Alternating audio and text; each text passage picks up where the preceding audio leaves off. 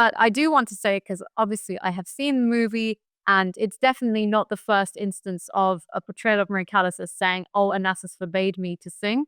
That is not only incorrect, but it's kind of the opposite of the truth, because when she first began, I would say, her friendship with Onassis, because she wasn't together with him for a while, primarily because, as I mentioned earlier, she really was not interested in romance. She wasn't a very sexual being, and that's a whole other subject. But I mean, there are 9 separate sources, including Callas herself, who attest to who say something suggestive, strongly suggestive of the fact that she wasn't really that much into sex. So when people portray the Callas and Onassis relationship as this big affair, it's not true, first of all, not because Marie Callas was such a good person. And I mean, she tried her best to be a good person, but I'm saying it's not true primarily because she wasn't interested in that kind of thing. I mean, when she met Onassis, she later would remember, I was rather indifferent to him. She wasn't looking to have an adulterous affair. She wasn't looking to leave her husband. And even though she and Menegini were having difficulties, she tried to salvage that marriage. And she would complain about that to her friend Leo Lerman as well. She would say,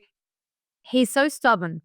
I would tell him he needs to see a doctor because he's so anxious. He has anxiety. He can't say, I have anxiety." So, you had a situation where they'd been together already for, I mean, I think things were especially going bad by the spring of 67. So they'd been together for at least 7.5, well, about 7 years, depending on where you begin to count their relationship, but over 7 years. And his career is in the pits. Her career is in the pits. And obviously, they're very, very insecure.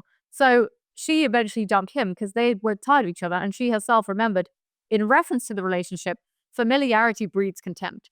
He did not forbid her from singing.